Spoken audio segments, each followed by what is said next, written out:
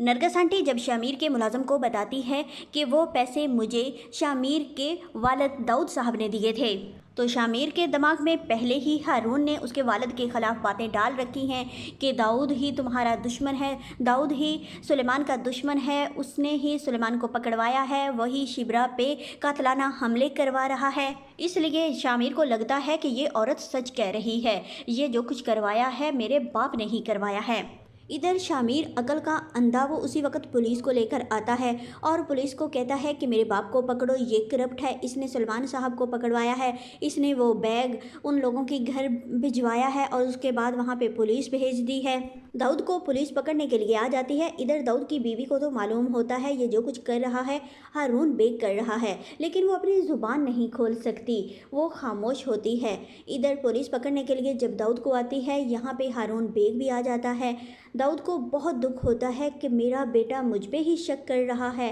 یہ ہارون بیگ سے کہتا ہے کہ میرا بیٹا اپنی ماں کی طرح ہی نکلا، کرپٹ اور دھوکے باز، اس نے بھی مجھے ہی غلط سمجھا تھا اور میرا بیٹا بھی مجھے ہی غلط سمجھ رہا ہے، حالانکہ میں ایسا نہیں ہوں۔ پولیس داؤد کو پکڑ کر لے جاتی ہے۔ ادھر ہارون بیگ اپنے گنڈوں سے کہتا ہے کہ تم سلمان کو ختم کرو اور اسے مار کر اس کے گھر کے سامنے پھینک کر آ جاؤ۔ وہ گنڈے اسی طرح کرتے ہیں اور پھر یہ ایک پریس کانفرنس کرتے ہیں، اس میں بتاتے ہیں کہ ہم نے یہ جو کچھ بھی کیا وہ داؤد کے کہنے پر کیا، اس نے ہمیں کہا تھا کہ تم سلمان کو ختم کر دو، ہم نے ختم کر دیا، وہ بیگ بھی داؤد کے کہنے پر ہم نے اس کی بہن کے گھر پہنچایا اور پھر اسے کہا کہ یہ سلمان صاحب کے گھر پہنچا دو۔ اب ہم نے توبہ کر لی ہے، ہم نے جو غلط کام کیے اس کے لیے ہم معذرت چاہتے ہیں، ہمیں معاف کر دیا جائے، ہمارے حصے میں جو سزا ہے وہ ہمیں دی جائے، لیکن اب ہم یہ پارٹی چھوڑ رہے ہیں، آئندہ سے ہم کوئی ایسا غلط کام نہیں کرنا چاہتے۔ شبرا کو جب پتہ چلتا ہے کہ اس کا والد فوت ہو چکا ہے، وہ تو بھاگتی ہوئی یہاں سے جاتی ہے اور شامیر سے کہتی ہے کہ شامیر تم نے میرے ساتھ اچھا نہیں کیا، میں تمہیں کہتی رہی کہ مجھے میرے بابا سے ملنا ہے، لیکن تم نے مجھے میرے بابا سے نہیں ملنے دیا، میں تمہیں کبھی معاف نہیں کروں گی، میرے بابا کو میری ضرورت تھی، میں کیسی ان کی نامراد بیٹی ہوں کہ اپنے باپ کی ہی مدد نہیں کر سکی، تمہارے کہنے پر، تمہاری محبت میں، تمہارے بھروسے پر میں نے انہیں چھوڑ دیا تھا، میں نے اپنے بابا کے ساتھ بہت غلط کیا ہے، میں نے اپنے باپ کو قتل کیا ہے۔ یہ خود کو قصوروار ٹھہرا رہی ہوتی ہے کہ اگر نہ میں شمیر سے شادی کرتی، نہ میرے بابا کی پرموشن ہوتی اور نہ لوگ انہیں قتل کرتے، میرا باپ کتنا ایماندار تھا اور آخری وقت میں اس پہ کتنا بڑا الزام لگ گیا کہ وہ کرپٹ انسان ہے، اس نے کرپشن کی ہے اور پھر اسی کرپشن کے چکر میں اسے مار دیا گیا ہے۔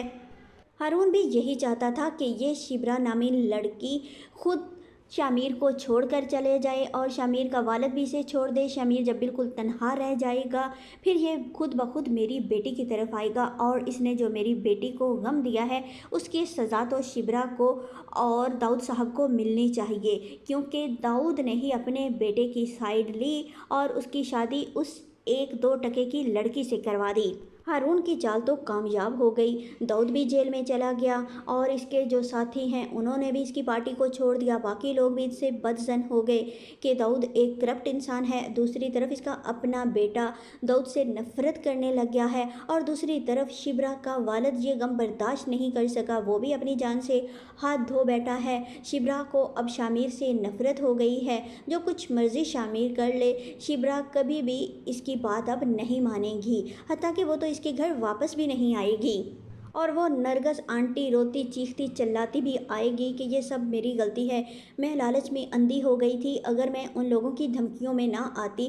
وہ لوگ مجھے مارتے تو مار دیتے لیکن میرا بھائی تو نہ مرتا، میری وجہ سے میرا بھائی اس دنیا سے چلا گیا ہے۔ شبرا اسے کہے گی بس کر دو پھوپھو، اب رہنے دو، تم نے اپنے آنکھوں پہ یہ جو لالچ کی پٹی باندھ رکھی ہے نا، اس کی وجہ سے میرا باپ چلا گیا ہے، تمہیں اپنے بھائی سے کوئی پیار نہیں، کوئی محبت نہیں، تمہیں تو صرف اور صرف پیسے سے محبت ہے۔ شامیر بڑی مشکل سے سلمان صاحب کی چارپائی کو یہاں سے اٹھا کر لے کر جاتا ہے، شبرا تو ہاتھ بھی نہیں لگانے دے رہی ہوتی۔ ادھر شبرا کی والدہ شبرا کو سمجھاتی ہے بیٹا بس کر دو، اس نے تو کوشش کی ہوگی نا اسے چھڑوانے کی، لیکن ان لوگوں نے نہیں چھوڑا اور یہ غم تمہارا باپ برداشت نہیں کر سکا، اس لیے وہ اس دنیا سے چلا گیا ہے۔ شامیر سلمان صاحب کو دفن کرنے کے بعد جب گھر واپس آتا ہے تو شبرا کہتی ہے کہ کاش شامیر تم جتنی مجھ سے محبت کرتے تھے اس سے زیادہ تم مجھ سے نفرت کرتے، یا جتنی میں نے تم سے محبت کی ہے میں اس سے زیادہ تم سے نفرت کرتی، تمہاری زندگی میں شامل ہی نہ ہوتی تو آج میرا باپ زندہ ہوتا۔ شامیر بہت شرمندہ ہوتا ہے کہ میں نے شبرا کے ساتھ غلط کیا ہے، مجھے اس کی بات ماننی چاہیے تھی، اسے اس کے باپ کے پاس لے کر آنا چاہیے تھا، یہ اپنے باپ سے مل لیتی تو شاید آج یہ نوبت نہ آتی۔ پھر شامیر شبرا کی والدہ کے پاس جاتا ہے، وہ کہتی ہے کہ بیٹا مجھے تم سے کوئی شکایت نہیں، تم نے تو کوشش کی ہوگی ان کو چھڑوانے کی، لیکن جواب میں شامیر کہتا ہے میں نے کوشش ہی تو نہیں کی، اگر کوشش کرتا تو آج وہ زندہ ہوتے، میں تو اپنے ایک لیگل طریقے سے چاہتا تھا کہ ان کو رہا کروایا جائے، لیکن وقت نے مجھے وقت ہی نہیں دیا۔ شبرا بھی اس سے ناراض ہو جاتی ہے۔ اب شامیر بالکل تنہا رہ جاتا ہے، پھر یہ اپنی والدہ کی قبر پہ جا کر روئے گا کہ اب میں کس سے جا کر بات کروں، شبرا اس نے مجھے چھوڑ دیا ہے جسے میں نے پا کر بھی کھو دیا ہے، مجھے اگر معلوم ہوتا کہ یہ کچھ ہونا تھا میں کبھی بھی یہ پارٹی جوائن نہ کرتا، میں نے پارٹی جوائن کی اور سلمان صاحب کو عہدہ دیا کہ وہ ایک نیک انسان ہے، اس نے کبھی کرپشن نہیں کی، ایسے لوگوں کی مجھے ضرورت ہے، تو اس کی سزا مجھے یہ ملی ہے کہ آج شبرا کو مجھ سے نفرت ہو گئی ہے،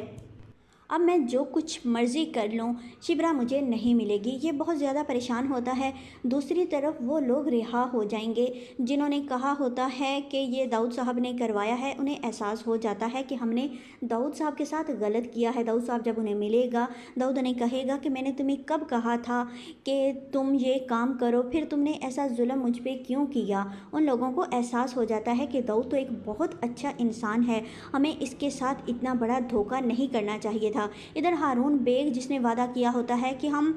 تمہارے بچوں کا، تمہارے گھر والوں کا خیال رکھیں گے، اس کے گھر والے، ان گنڈوں کے گھر والے ان کے پاس آئیں گے اور کہیں گے کہ ہارون بیگ نے ہمارے ساتھ دھوکہ کیا ہے، جھوٹ بولا ہے، اس نے پیچھے مڑ کے دیکھا بھی نہیں کہ ہم کہاں ہیں۔ پھر یہ لوگ جب رہا ہو جاتے ہیں، ان کی ضمانت کوئی نہ کوئی کروا دیتا ہے، تو پھر یہ شامیر کو راستے میں کہیں ملتے ہیں، اسے بتاتے ہیں کہ یہ جو کچھ بھی ہوا ہے وہ سارا ہارون بیگ نے کیا ہے، تمہارے باپ کی کوئی غلطی نہیں تھی،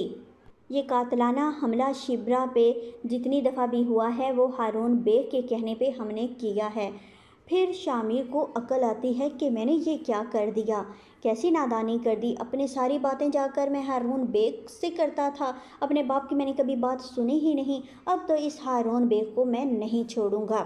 اب اس نے جس طرح میرے ساتھ کیا ہے نا وہی کام میں اب اس کے ساتھ کروں گا، اسی کی زبان میں اسی سمجھاؤں گا کہ کس طرح دوسروں کے گھر برباد کیے جاتے ہیں۔ شامیر اپنے باپ کے پاس پھر جائے گا، اس سے معافی مانگے گا کہ مجھ سے غلطی ہو گئی ہے، مجھے معاف کر دیں، میں نے آپ کو کبھی بھی اچھا نہیں سمجھا اور پھر میں ہارون کی باتوں میں آ گیا تھا، آپ مجھے معاف کر دیں۔ یہ اپنے باپ کو رہا کر کے گھر واپس لے آتا ہے، اور دوسری طرف اس کا جو دوست ہوتا ہے نا بھلے، وہ ہارون بیگ کے گھر میں گھسے گا،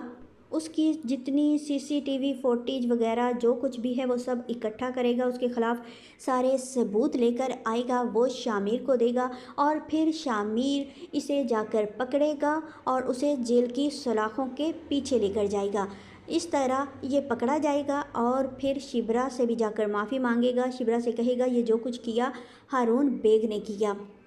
شبرا کو پھر فراز اور یہ بھلے جا کر سارے سمجھائیں گے کہ شامیر تم سے بہت محبت کرتا ہے، اگر تم اس سے ناراض رہی تو وہ مر جائے گا۔ پھر شبرا شامیر کے پاس جاتی ہے، یہ دونوں اکٹھے ہو جاتے ہیں، بہت خوش رہیں گے۔ پھر شامیر اسے اپنی سائیکل پہ بٹھا کے گاؤں گاؤں کی سیر کروائے گا،